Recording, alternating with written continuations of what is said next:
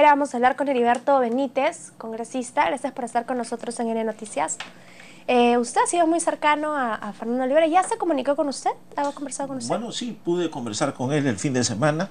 Me parece interesante la presencia de Fernando Olivera, sobre todo en este escenario político, donde Keiko Fujimori y Alan García aparecen como dos candidatos de opción, y que Olivera en este escenario entre a tallar. Me parece que lo hace más dinámico, va a hacer recordar más a la gente lo que es lucha contra la corrupción y el pasado que tienen estos dos candidatos, que realmente sería peligroso para la democracia que cualquiera de los dos pueda ganar, ¿no? ¿Eso qué quiere decir? ¿Que se va a lanzar a las elecciones presidenciales del 2016? Mire, la verdad, esa es una decisión personal que él tendrá que tomar, si se lanza a la presidencia, si se lanza al Congreso, pero creo que la presencia de Olivera sí es necesaria en este proceso electoral que se avecina, sobre todo porque está sobre la mesa temas de corrupción que él los conoce y por los cuales ha luchado durante muchas décadas, y creo que eso va a darle un factor y un condimento interesante a este proceso electoral, ¿no? La presentación del Vladivideo, digamos, es algo icónico, importante que ha hecho Fernando Olivera, ¿no?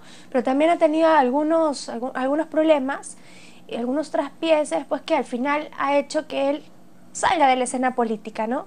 ¿Cree que tiene posibilidades? Mire, una cosa es tener posibilidades de ganar y otra cosa es participar del escenario político. Fernando Olivera tiene una historia y una trayectoria de lucha contra la corrupción. Fue el que puso el video Curi Montesinos y le permitió a la opinión pública abrir los ojos y que caiga un gobierno nefasto que tenía el Perú. Luego de ello tuvo una alianza, participó en el Ejecutivo.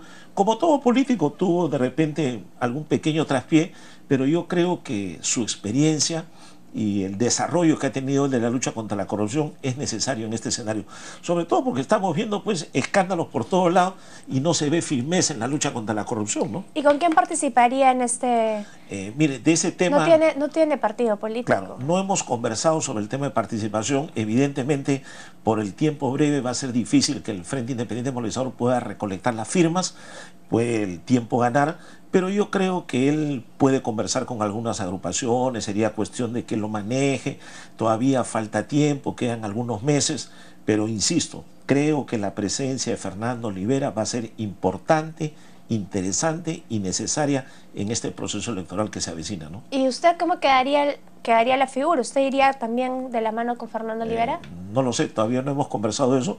Yo personalmente sí me gustaría postular a la reelección, a pesar de que algunos me han querido enlodar, me han querido ensuciar, han querido hacer aparecer mi nombre como que estoy ligado a corrupción o a mafias, pero todo eso se va a aclarar, se va a demostrar que no es, y creo yo que el Parlamento necesita gente que luche contra la corrupción. Más aún cuando en el caso de Alan García vemos ahora último, por ejemplo, que militantes apristas aparecen vinculados probablemente al tráfico de drogas. Nadie ha mencionado a García en estos casos de Oropesa, y sin embargo yo creo que habría que investigar si el narco Sasá tiene algún vínculo o no con Alan García, porque estamos viendo que aparecen militantes del APRA, candidatos al Congreso del APRA, en la familia Oropesa, un gobernador que le da garantías posesorias a Oropesa. No nos olvidemos que los gobernadores son los representantes del presidente de la República en los distritos. Entonces hay un tema que investigar, y Olivera puede ser un factor importante para lograr ayudar a que se pueda esclarecer estos hechos, Congresista, ¿no? disculpe, pero yo creo que los apristas también por ahí le echarían un montón de barro a usted, ¿no? Bueno, es evidente. Mire, no nos olvidemos que yo fui el que puso en este Congreso el tema de las conmutaciones de pena, los narcoindultos, y eso no me lo van a perdonar jamás. Yo estoy seguro que ahí tengo enemigos públicos, van a hacer lo imposible para que yo no esté en el Congreso, pero yo tengo que luchar contra ello. ¿Usted le recomendaría a Fernando Olivera de pronto hacer una alianza, teniendo en cuenta que él fue ministro de Alejandro Toledo, ¿no? Bueno, él tuvo una alianza con Alejandro Toledo, yo estuve en el FIN en esa época, pero yo creo que él debe reflexionar sobre su participación y él decidir si va a ser candidato a la presidencia o al Congreso de la República. Pero insisto, su presencia en este escenario político me parece importante, interesante y necesaria. Evidentemente lo van a atacar, lo van a agredir, bueno, como lo han hecho conmigo. Todos los que nos enfrentamos al APRA y al fujimorismo nos atacan, nos insultan, nos enlodan, nos imputan delitos, nos dicen de todo. pero eso es parte de la política, ¿no? Hay que saber asumir una responsabilidad. Lo único, hay que estar firme, hay que estar fuerte y decidido a enfrentar todas estas cosas que se pueden venir en los próximos meses en la campaña electoral, ¿no? El camino parece que va a ser nuevamente el Congreso para Fernando Olivera. No lo sé, yo creo que esa es una decisión muy personal. ¿Y cuándo va a tomar la decisión? Yo sí creo que el Congreso necesita un Fernando Olivera, pero la decisión tiene que ser de él si va al Congreso o si va a la presidencia de la República. Pero ya eso es un tema que escapa a mi posibilidad. Yo he conversado con él, le he dicho que su presencia en el escenario político sería necesaria. Creo que él debe decidir participar, pero ya a él le competirá saber a qué lugar, ¿no? ¿Dónde postula? ¿Y cuál es, digamos, el panorama que él tiene al llegar a Perú y ver lo que está ocurriendo en el escenario político? Bueno, como cualquier peruano debe estar espantado a ver lo que está pasando, ¿no? O sea, tanto luchar para recuperar la democracia, se recupera, y ahora nuevamente aquellos políticos thriller que le llaman, porque así le llaman, como la película, que van saliendo del suelo, cayéndose, comienzan a resucitar para volver. Entonces hay que ponerse las pilas, como se dice, y salir a enfrentarlos, y al menos recordarle a la juventud qué cosas se vivió en el pasado, qué cosas sufrió nuestra democracia, cómo sufrieron los peruanos, porque muchos de los jóvenes de hoy no recuerdan. Usted les habla, pongamos, del Grupo Colina, le habla de La Cantuta, le habla de Barrios Altos, y no saben lo que es, porque en esa época tenían 5 o 6 años y no lo recuerdan. Entonces es bueno recordar, y es bueno recordar también el tema de García, que conmutó la pena a condenados por tráfico de drogas. Salieron en libertad muchos narcotraficantes, una cosa que no debería perdonarse